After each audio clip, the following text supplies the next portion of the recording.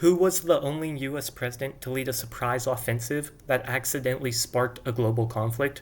Hint, his face is probably in your wallet right now. Before becoming our first president, George Washington was a Virginia farmer and a commander who actually lost more battles than he won. A lot more. But as president, he voluntarily gave up power and stunned the world. Forget that cherry tree myth and those wooden teeth. They were actually made of ivory, cow, and human teeth. He's the only president to ever be unanimously elected, and the only founding father to free all of his enslaved peoples upon his passing. Nicknamed the father of his country, he established the executive cabinet, the two-term limit, but was unable to warn against foreign alliances and the two-party system. His most vital policy was proclaiming American neutrality and refusing to let the newly born nation get dragged into a European dispute. Imagine defending the British in court after a brutal civilian tragedy and still becoming the second president of the United States. John Adams started Harvard at just 15 years old. He nominated Washington to lead the Continental Army, but absolutely hated being vice president, calling it the most insignificant office ever devised by man. Rivals ruthlessly mocked his weight, dubbing him his rotundity, and he was the first president to actually live in the White House, and he once had a hilarious, stubborn argument with Ben Franklin over an open window while sharing a bed. His final words were, "Thomas Jefferson survives," completely unaware his rival had passed away just hours earlier. His most infamous policy was the Alien and Sedition Acts, which heavily restricted free speech and immigration. However, his absolute greatest legacy was peacefully handing over power to his rival after losing his election. A bit boring, but he set a golden standard for democracy. This founding father doubled the size of the country, invented the swivel chair, and wrote the document that created our nation. Living at his famous Monticello estate, Thomas Jefferson was Washington's brilliant but argumentative Secretary of State. Oh, and he also happened to, write the Declaration of Independence. He founded the University of Virginia and survived a chaotic political rivalry with John Adams, Alexander Hamilton, and his own principles. He was also a renowned Francophile whose favorite food was mac and cheese and was very quixotic even by founding father standards. His crowning policy achievement was the Louisiana Purchase for $15 million, which doubled the size of the country. He completely ignored his own strict constitutionalist views to make the deal, proving that some deals are too good to turn down, and he also dispatched the Navy to fend off Barbary pirates in the Mediterranean. Who was the shortest president in U.S. history, weighing barely 100 pounds, yet managed to create the Constitution? James Madison graduated from Princeton and famously co-authored the Federalist Papers with Alexander Hamilton. And still, he preferred the Democratic-Republican Party to the Federalist Party created by Hamilton. Unlike his predecessors, he was a politician who did not fight in the Revolutionary War. He is universally remembered by the nickname the Father of the Constitution for his pivotal role in drafting the document, and he was also the primary author of the Bill of Rights, which replaced the weak Articles of Confederation and implemented his Madisonian system of checks and balances. He famously led the nation into a dispute against Great Britain in 1812, which saw Washington, D.C. burned to the ground. He also signed the bill to recharter the National Bank, despite being against his party policy, to help finance troops, and he successfully defended the young republic against England, albeit this was mostly thanks to Jackson. He permanently cemented the United States as a regional power and ensured independence against Great Britain would last. Imagine running for re-election and having literally zero opponents and still not receiving all the votes to the Electoral College.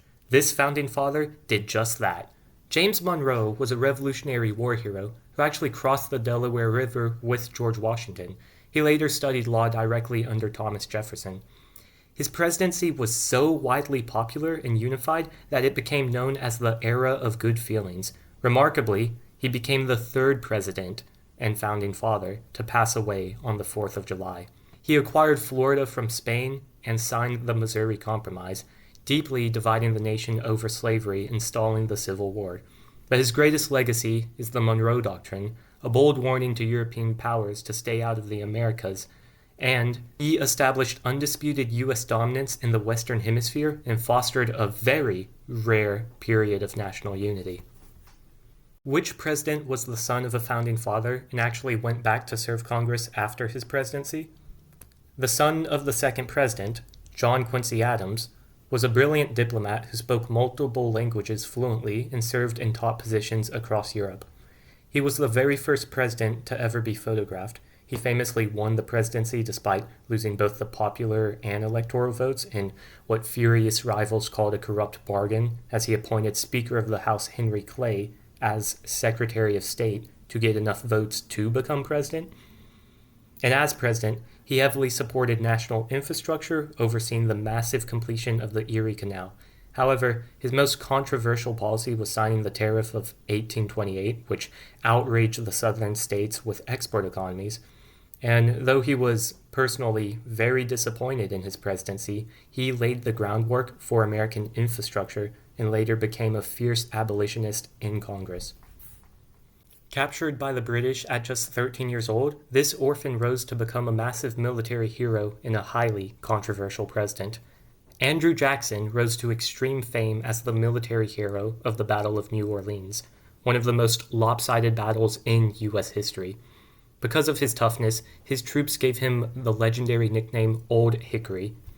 He once had a parrot that said so many curse words at Jackson's funeral that the parrot had to be removed, and Jackson was notoriously combative, fighting in dozens and dozens of duels throughout his life. He famously vetoed and destroyed the Second Bank of the United States, and he also signed the devastating Indian Removal Act, leading to the tragic Trail of Tears. He forever changed American politics by expanding voting rights for the common man.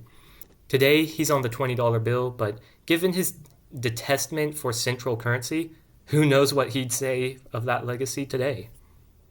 Did you know that the 8th president was the very first one to actually be born an American citizen? Martin Van Buren was a master political strategist from New York who served as Andrew Jackson's vice president before taking the top office himself. English was actually his second language. He grew up speaking Dutch. Because of his cunning political skills and smaller stature, he earned the nickname the Little Magician and once ran in the election of 1848, but that didn't go so well. His presidency was immediately derailed by the Panic of 1837, a massive economic depression, and to fix it, he established the independent treasury system to stabilize the economy. What's your opinion on the two-party system? Because whatever it is, Martin Van Buren was instrumental in creating the modern two-party system, making one incumbent and one opposition party an American institution, even though a massive economic depression doomed his chances for re-election. Today, he's also remembered for his curse called the Curse of Van Buren, where no sitting vice president, except H.W. Bush, succeeded the president in an election after office. How did a president deliver the longest inauguration speech in history, owing to have the shortest presidency ever? William Henry Harrison was a renowned military general, famous for his victory at the Battle of Tippecanoe. Before his military career, he actually studied medicine and is the only president to do such. He was practically role-playing as a Whig version of Andrew Jackson, despite coming from an aristocratic background. And he delivered a massive inaugural address in the freezing rain and caught a cold and developed pneumonia, speed-running the presidency in 31 days. Obviously, he wasn't able to enact major policies, and his wife, Anna Harrison, was in Ohio and wasn't able to move into the White House ever. Harrison's passing sparked a massive constitutional crisis over presidential succession, leading to the precedent that a vice president assumes full presidential powers, permanently shaping the line of succession. It made it all the way to President John Tyler, and I'd say you clearly have interest in learning about presidents. Well, lucky for you, this video is sponsored by me, myself, and I. I wrote a book called Presidential Briefings, which is $9.99 on Amazon, and it has triple to quadruple the amount of information than these videos. And you also get to hear my personal voice, not some robot or some long-winded, confusing textbook speak to you if you read this book in bullet-pointed briefings. You also get to learn about each president's full controversy, which I have not included in this video. John Tyler, as an example, almost died when he was on a ship on the USS Princeton, which blew up and killed the Secretary of State and Navy. Or you might get controversial, disheartening details in the book, like Tyler not being buried with an American flag. I wonder why. What could that mean? If you're interested, check out my book on Amazon, or you could get me to 1,000 subscribers and 3,000 watch hours, and I'll post the audiobook on my channel for members at a cheaper rate of $3.99 per month. Cancel after listening to the book, of course. That being said, I'm also going to release an edition 3 pretty soon, so if you're actually interested in the book, wait until you see presidential briefings based off the 47 presidents. Imagine being the President of the United States and getting formally expelled from your own political party while still in office.